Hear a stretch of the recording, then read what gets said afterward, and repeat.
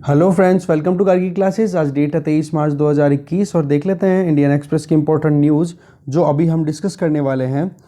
Front page पे अगर हम बात करें तो एक भी ऐसी न्यूज़ नहीं है जिसको हमें डिस्कस करने की ज़रूरत हो, क्योंकि सारी की सारी जो न्यूज़ेज़ हैं वो हमारे एग्ज़ाम पॉइंट ऑफ व्यू से इम्पोर्टेंट लग नहीं रही है। जैसे यहाँ पे देखो कि कोविशील्ड वैक्सीन के बीच के 2 डोजेज़ लगती है, उन 2 डोजेज़ के बीच का जो गैप है वो 4 से 8 वीक कर दिया गया है।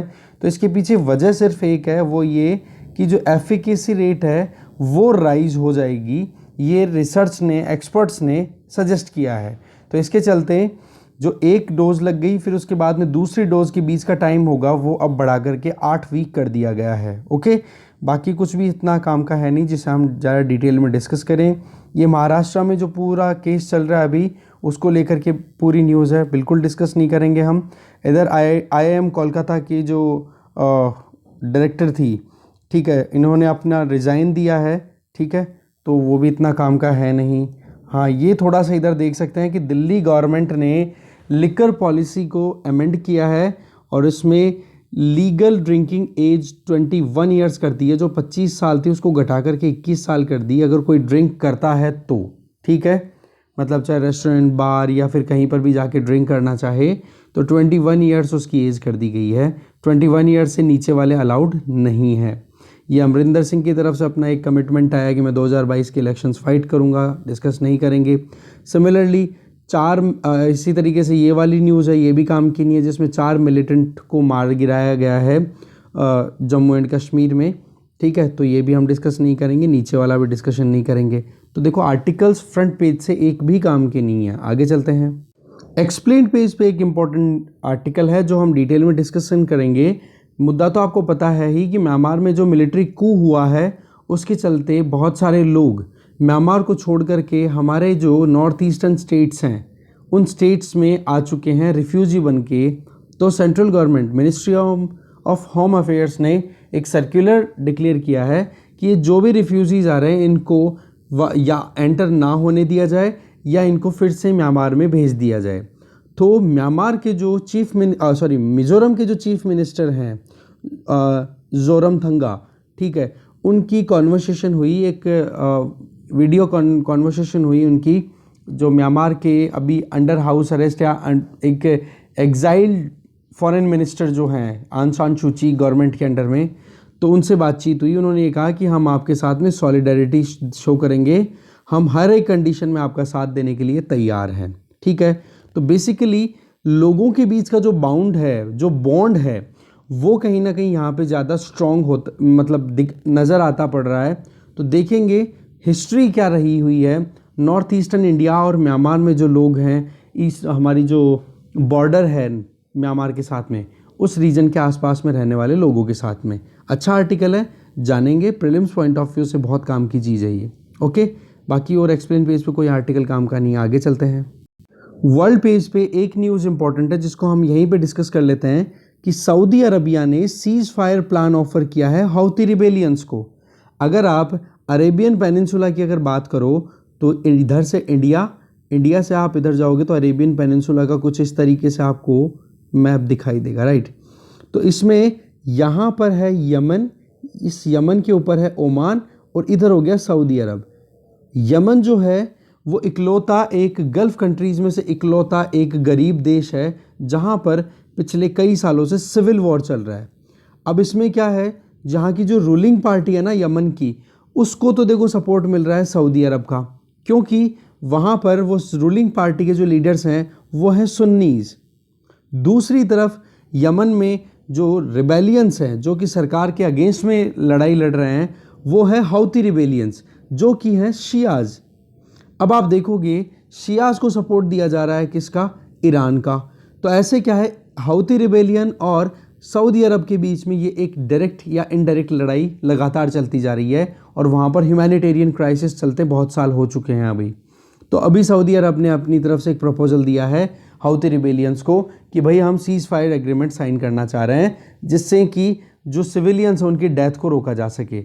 बेसिकली पॉइंट यहाँ पर यह है, सऊदी अरब ने ये प्रपोजल इसलिए दिया है क्योंकि सऊदी अरब के जो मेन ऑयल प्रोड्यूसिंग प्लेटफॉर्म्स है ना, उन पर हौती रिबेलियंस ने अटैक कर दिया, तो वो बहुत ज़्यादा लॉसेस का सामना करना पड़ रहा है सऊदी अरब को। रही सही में जो बाइडेन एडमिनिस्ट्रेशन में से बहुत सारे स्टेटमेंट्स ऐसे आ रहे हैं जो कि ह्यूमैनिटेरियन इश्यूज़ को लेकर के सऊदी अरब को क्रिटिसाइज़ कर रहे हैं। तो उन सारी बातों को ध्यान में रखते हुए ये सीज फायर प्लान ऑफर किया जा रहा है। ओके, तो हौती रिबेलियन अगर आपसे कोई पूछे तो आप बता दोगे यमन। ओके, आगे चलते हैं।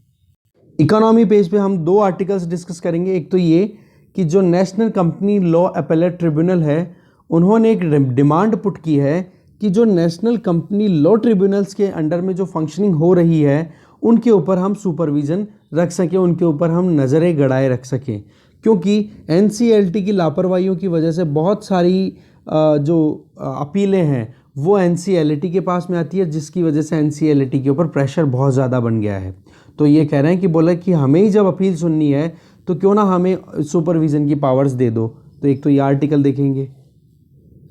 इसके अलावा दूसरा न्यूज़ हम देखेंगे, आरबीआई ने 5 मेंबर्स का एक पैनल सेटल किया है कि नए बैंकों का जो लाइसेंस देने का मुद्दा है उसके ऊपर थोड़ी और क्लैरिटी आए।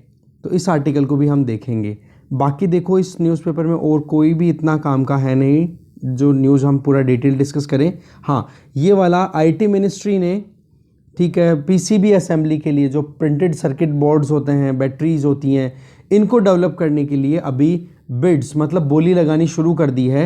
और प्रिंटेड सर्किट बोर्ड क्या होता है, एक तरीके से एक पूरा प्लेटफॉर्म होता है जिसके ऊपर पहले सर्किट का मतलब पूरा जो ये नेटवर्क होता है ना इलेक्ट्रिसिटी वाला, वो डेवलप कर लिया जाता है। फिर उसके बाद में उस पर इक्विपमेंट्स या जो भी टूल्स हैं उनको माउंट कर दिया जाता है और वो एक इलेक्ट्रॉनिक डिवाइस में यूज़ होती है। तो उनको पीसीबी बोल दिया जाता है, प्रिंटेड सर्किट बोर्ड्स।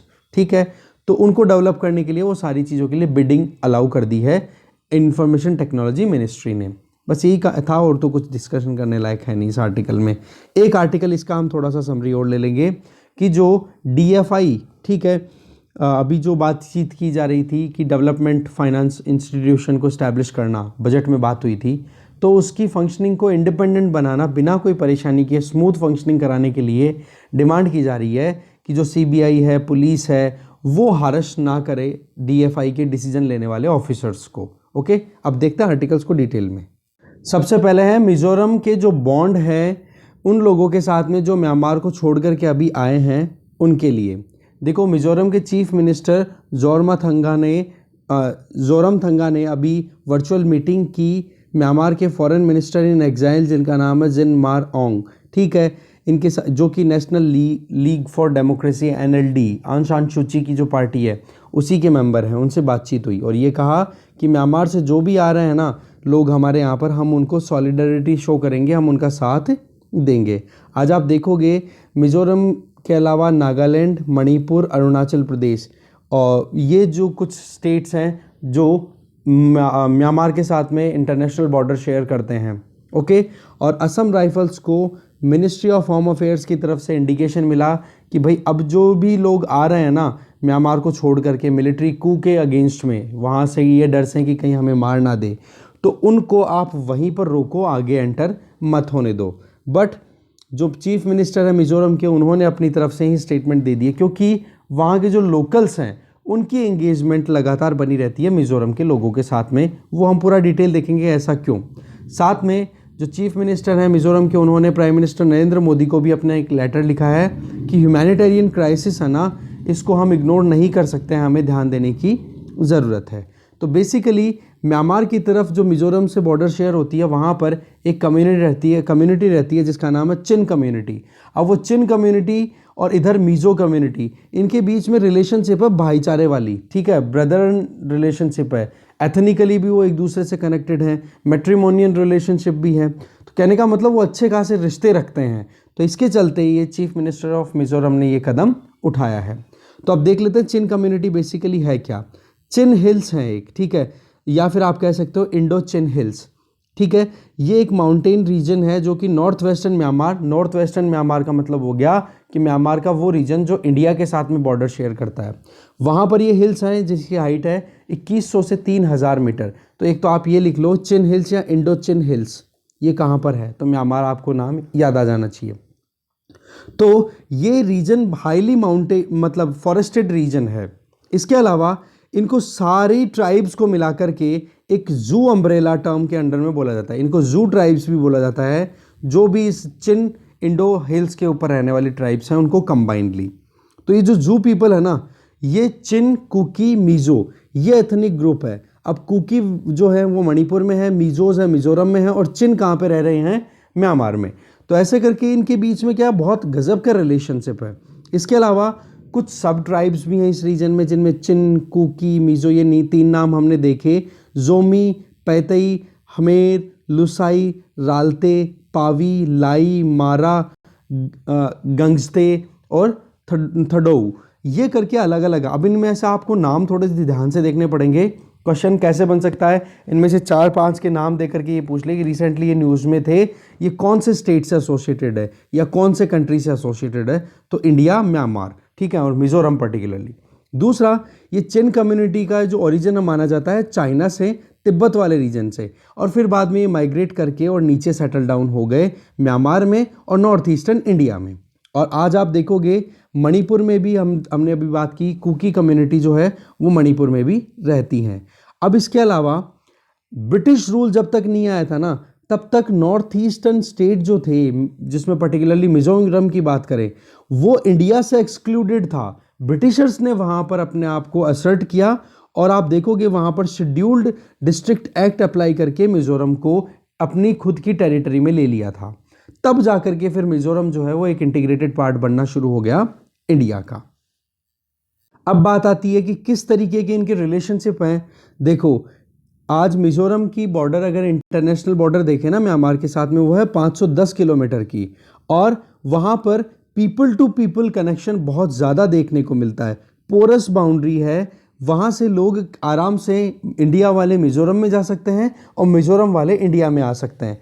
लगभग आप देखो ये बॉर्डर मानो तो इधर मिजोरम है, इधर म्यांमार है, तो इधर के लोग इधर 16 किलोमीटर अंदर तक जा सकते हैं और इधर के लोग इधर तक 16 किलोमीटर अंदर तक जा सकते हैं।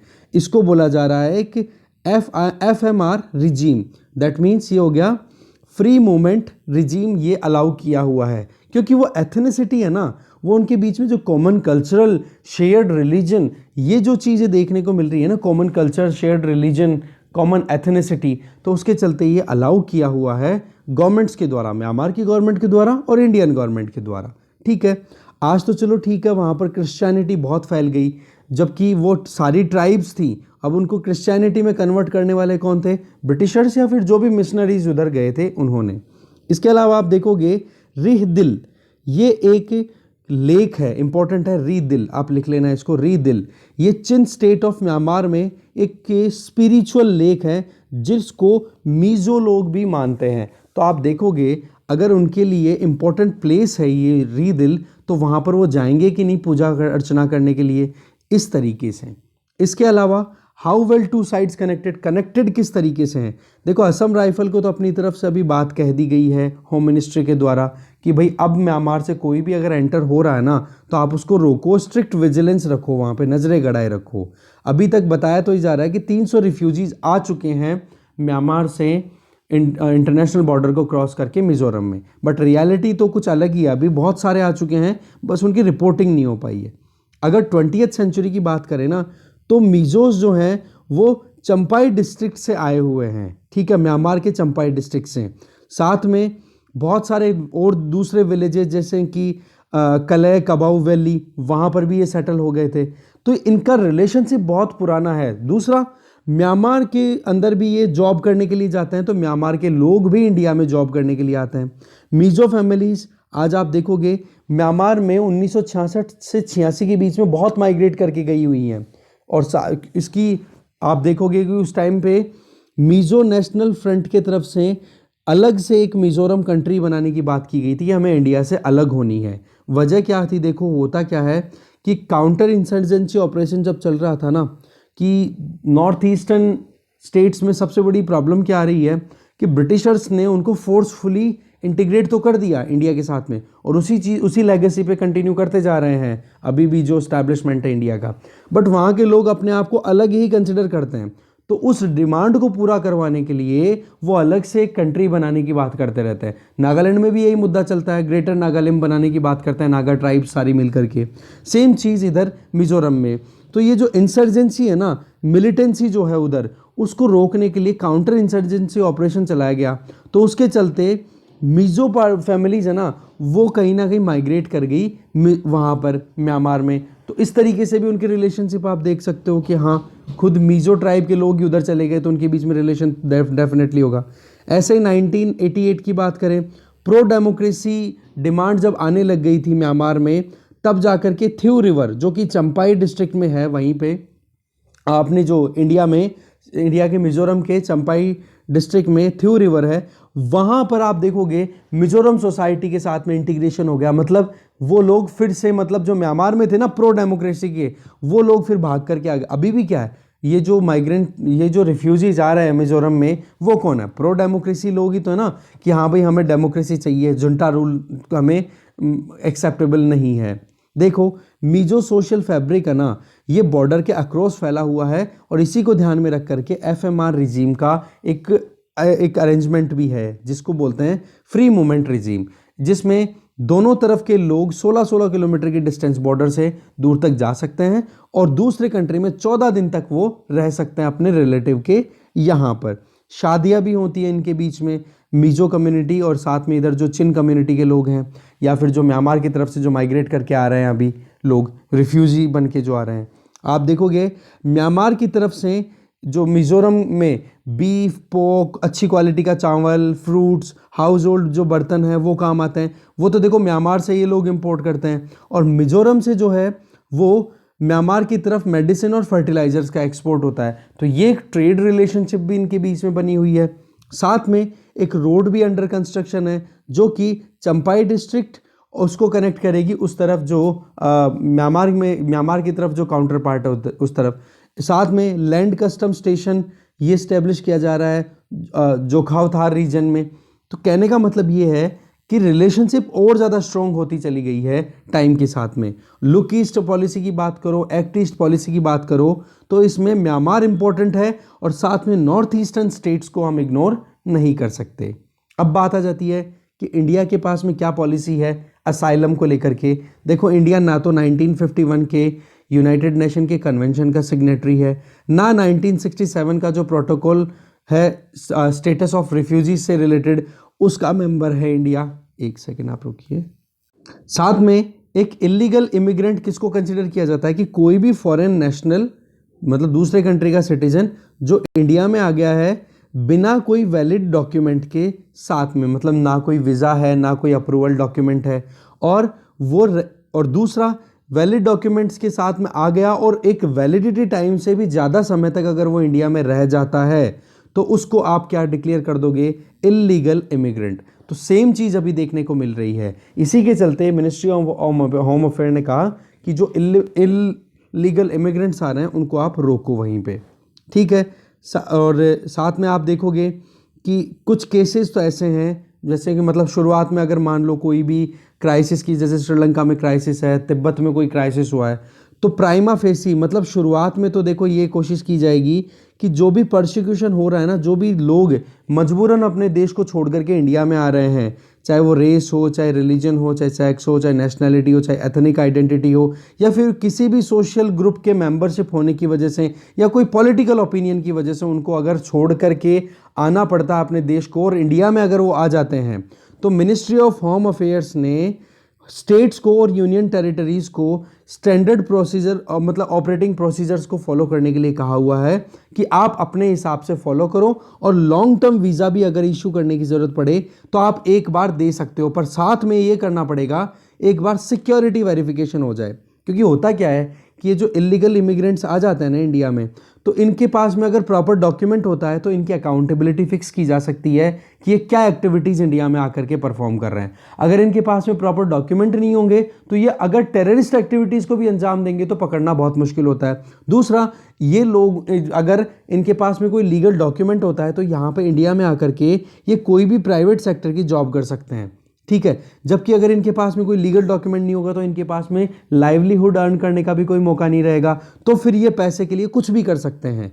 तो ऐसे में क्या है, सिक्योरिटी कंसर्न्स को ध्यान में रख करके प्रोविजन किए हुए हैं। हमारा जो एक्ट है ना, फॉरेनर्स एक्ट 1946, जिसमें ये है कि फॉरेन नेशनल्स को डिपोर्ट भी किया जा सकता है अगर उनको किसी भी तरीके से इलीगल वे में इंडिया में आने की कोशिश की उन्होंने, या फिर उन्होंने इंडिया की इंटेग्रिटी या सॉवरेनिटी या सिक्योरिटी के लिए कोई थ्रेटन सम काम करने की कोशिश की तो। ओके, अब मिजोरम में मुद्दा क्या चल रहा है? देखो, मिजोरम में हमने शुरुआत में देखा कि ये पूरी कम्युनिटीज मिलके जो कम्युनिटी बन जाती है, और जो रीयूनिफिकेशन ऑर्गेनाइजेशन एक काम कर रहा है मिजोरम वाले रीजन में, ठीक है, कि कैसे भी करके ये सारी जो ट्राइब्स है जो हमने देखी ना 10-15 शुरुआत में, बोले इन सबको एक साथ लेकर के हम अलग ही एक कंट्री बना लेंगे। वही बात सेसेशनिस्ट टेंडेंसी, सेपरेटिज्म की जो टेंडेंसी है वो वहां पर है। तो अभी क्या है, जो रीयूनिफिकेशन ऑर्गेनाइजेशन और मिजो स्टूडेंट्स यूनियन, ये साथ में मिलकर के म्यांमार से आने वाले रिफ्यूजीज को सपोर्ट कर रहे हैं। ओके, तो ये है पूरा मुद्दा। आगे चलते हैं। नेक्स्ट न्यूज़ है, एनसीएलटी ने एक लीगल डिमांड रखी है कि हमें एनसीएलटी की फंक्शनिंग के ऊपर सुपरवाइजरी पावर्स दे दो। क्योंकि इसके पीछे वजह क्या है, देखो, इंसॉल्वेंसी एंड बैंक्रप्सी कोर्ट के अंडर में जब एनसीएलटी मतलब नेशनल कंपनी लॉ ट्रिब्यूनल अगर कोई भी रेजोल्यूशन का प्रोविज़न कंडक्ट कर रहा है कि कोई भी कंपनी है उसको घाटे से निकालना है, वो टाइम पे पैसा क्रेडिटर्स को नहीं चुका पा रही है, तो उस केस में क्या होता है, बहुत डिले कर देते हैं। और उसमें वजह क्या रहती है, बोले कुछ ना कुछ लापरवाहियां हो जाती हैं रूटीन में, ठीक है। तो उसकी वजह से एनसीएलटी से संतुष्ट ना रहने की वजह से पार्टीज फिर अपील कर देती है कहाँ पे, एनसीएलटी में जाकर के। तो एनसीएलटी ने इसी चीज़ को ध्यान में रख करके कहा कि भाई इतना डिले आप लोग करोगे तो फिर बाद में हमारे ऊपर दबाव बनेगा, तो फिर एनसीएलटी का क्या काम रह गया। तो इसीलिए कहीं ना कहीं डिमांड की जा रही है कि एनसीएलटी की फंक्शनिंग के ऊपर एनसीएलएटी को सुपरवाइजरी पावर्स दे दी जाए।